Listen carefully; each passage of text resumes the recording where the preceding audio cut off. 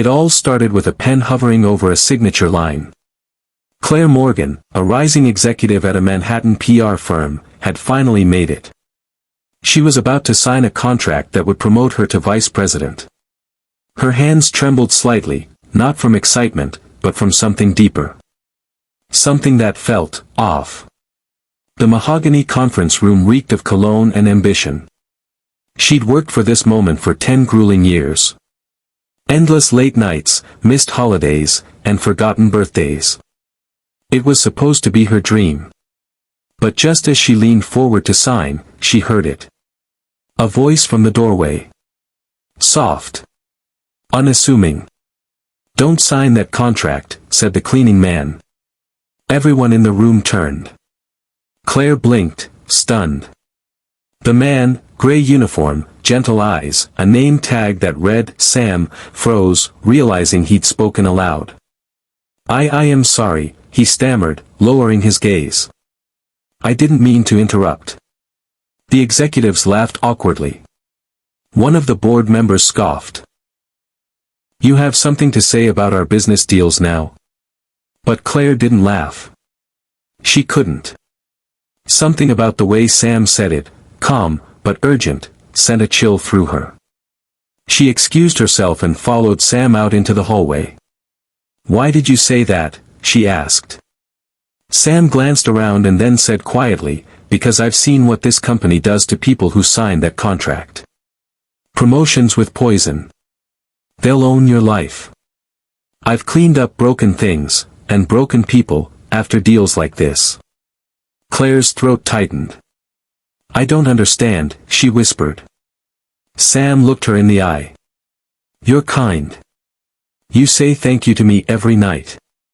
No one else does. You smile at the receptionist. You check in on the interns. You've still got your soul. Don't sell it." Later that night, Claire sat alone in her tiny apartment, contract untouched. The city lights blinked outside her window like a Morse code of uncertainty. She thought about her mother in a nursing home across the state. About the friend's wedding she missed for a client dinner. About Sam, his words, his quiet sadness, his courage to speak. The next morning, she walked into the office and told them she wouldn't be signing. The room fell silent.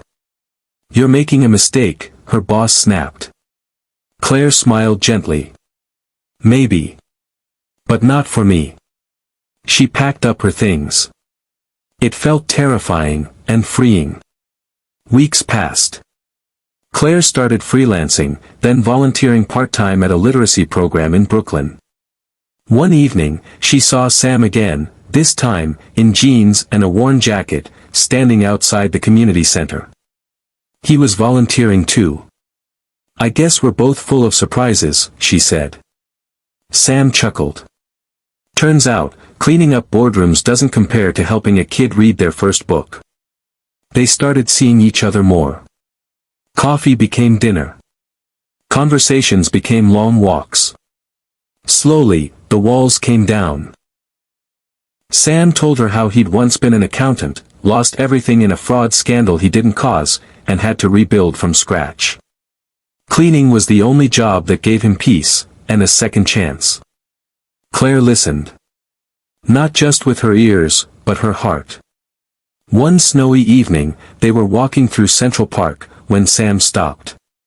"You ever regret not signing that contract?" he asked. She smiled.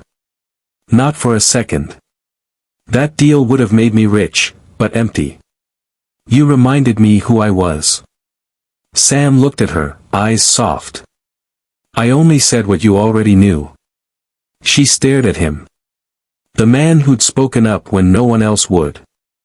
Who saw her heart when she couldn't see it herself. Without thinking, she reached into her coat pocket, pulled out a simple ring she'd been holding onto for days. And then she said the words that flipped the world upside down. "Sam, will you marry me?" He blinked. Then laughed. "Wait, you're serious?" Claire grinned. Dead serious. Tears welled in his eyes. "No one's ever proposed to me before." She took his hand. Then let this be the start of all the things you thought were impossible. They married in a small garden with friends, laughter, and zero corporate contracts. Claire built her own consulting firm, one that paid interns fairly and let parents go home to their kids. Sam started a non-profit for second-chance workers. Together, they lived simply, with purpose. Because one voice, one moment of courage, had changed everything.